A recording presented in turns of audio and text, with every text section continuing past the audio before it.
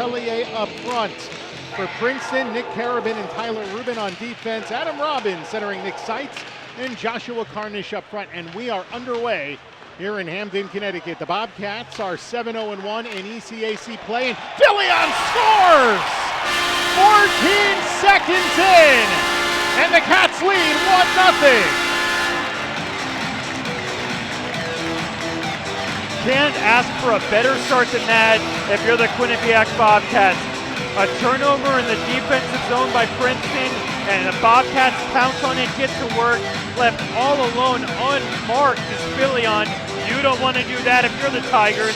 He makes no problem about that shot and lifts the Bobcats out. And you don't even need to carry in the puck, but if you leave a top player unmarked like Phillion, he's going to make you pay.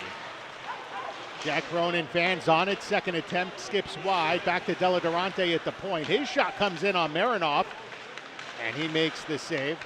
CJ McGee will play it in behind his own net. McGee, the grad student from Pearl River, New York, to Davis Pennington, the junior transfer from UNO. Quillen drops it off for Graff. Graff gliding, looking in front, kicked in off the skate of Quillen. They call it a goal on the ice. I think they may take a look at it. Yeah, they'd be right to at least take a look, but what a pull-up by Colin Graff to open up time and space, find Jacob Quillen backdoor. For right now, it puts the Bobcats in front 2-0 in the opening minute as we take another look. You're going to see Quillen gains the line, jumps it up for Graff. All eyes are looking at Graff. Quillen cuts to the net, deflects in off of him. And Ron Cody does want to have that extended conversation, and Phil, I do think you're right. At minimum, they're going to take a look. What's the rule? It's always open to a little bit of interpretation. It's that forward kicking motion. You can tilt, you can angle your skate to redirect it. Let's take a look here at the overcam replay. You can see Smith. Princeton is challenging the goal. And this is a challenge. So this is a challenge by that doesn't mind taking some of those risks. They certainly like to play some high-octane offense. They have the ability on the power play. But right now his defense not bailing him out at all. That's Quillen. He's 11 from Graff and Pennington. Meanwhile, more in front, a chance, and the shot on goal by Quillen was denied. A good save here by Arthur Smith, and now passed in front by Lipkin, looking for Quillen, wanting his second, and he could not put that puck in on net. Quillen with a steal off the boards.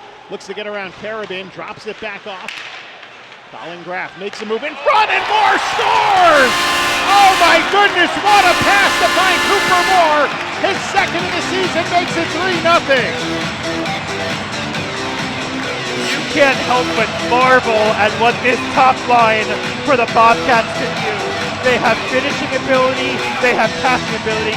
Graff, some dipsy doodle, you can't stay with me, finds Cooper Moore for the backdoor tap-in as Quillen and Graff picking up their second points in 3 minutes and 50 seconds. And around to the corner, Treelor there, drops it back off for Pennington, and he sets up behind his net. Just some quick cleanup on the goals in terms of the assists. Quillen, the second assist on the Cooper Moore goal. On the second goal, now a 2-on-1. Tim Henke shoots, one save. Chernetsky in air scores! On the rebound, it's Chernetsky in air. He has those in back-to-back games. It's now 4-0 Cats. The Bobcats are rolling 4 lines, and no one can be stopped. Their fourth line center with a career-high 4 goals in a season now. Henke with the initial shot. Juicy rebound that Chernetsky in air follows up, and just a little bit past 5 minutes into the game, Bobcats absolutely in front, 4-0, just absolute. I think they just copy and pasted what was the third goal and counted it twice. They'll fix that.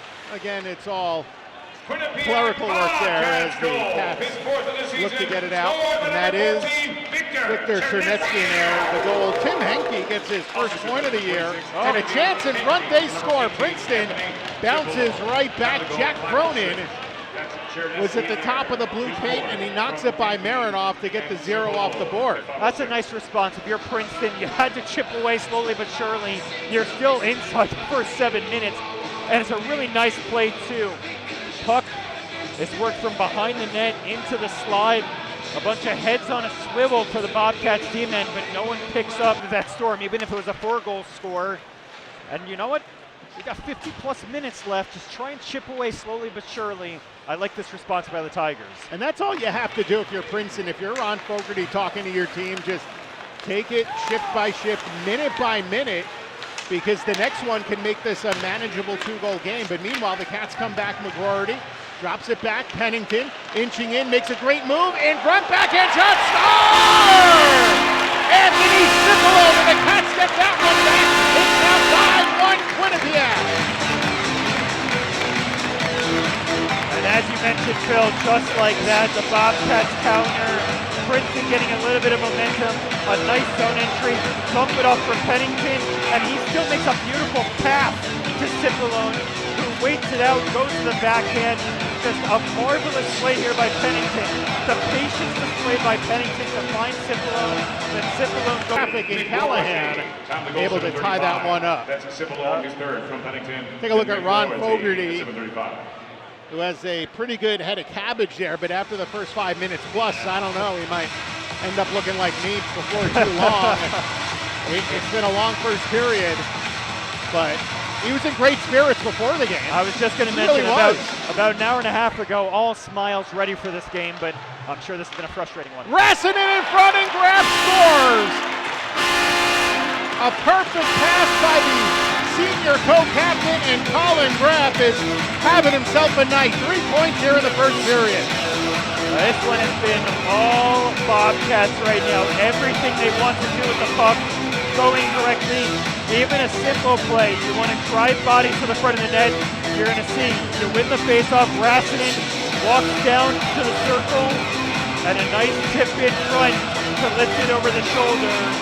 Still not even 9 minutes in, and the Bobcats did not have a good first opportunity. Yeah, but you know what? They've gotten more into their game of late. They're feeling the rhythm. This might be a better power play than the first one. They're at least hoping so. Bobcats comes number 18, Anthony Cipolone, 2 minutes for Carabin with it, center point through traffic to save it, and they score. Robbins on the rebound. Took just 9 seconds, and the Tigers are 1 for 2 on the power play. And it all starts with a face-off win. That's so key on the power play. They win the face-off immediately, work it around the horn. Initial shot saved by Marinoff from straightaway center point. But then it is stuffed home by Robbins, who right now is playing in that third-line center role, but gets top-line power play minutes. So he earned that power play goal, and if you're Princeton, you got to feel pretty good. A good second period right now for the Tigers. Well, that's how they do it, right? Just pucks on net, body's in the right spot. You got Adam Robbins, not a big guy, but he gets the power play goal. Final minute here is Robbins. The goal is 6th of the year.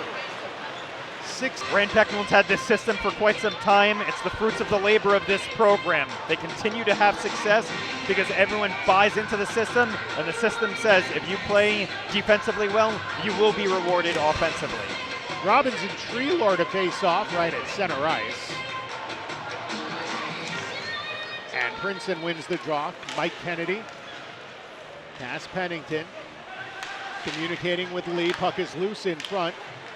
As Murphy, the captain of Princeton, has it stripped by Treelor. Good rink-wide pass finding Pennington. In across the line, drops it back to Marcellus. Marcellus creeps in, looks short side. Kennedy was able to disrupt things and got a little bit of that puck. Meanwhile, Princeton skating ahead with it. Here is Gorman, coughed it up. Across the line, Treelor 2-on-1. Treelor pass across, and he scores! Oh, what a play by Marcellus to finish! He knocked it in, crossbar down, and the Cats lead 7-2.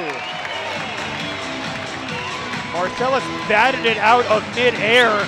His initial attempt, I think he only got a little bit of wood behind it, and then the second attempt, he was able to get it sky high, barred down basically and in. Yeah, that first attempt, it kind of rides up the ledge of his stick. You'll probably see it better from this angle, and then he bats it out of midair to himself, showing off those baseball skills.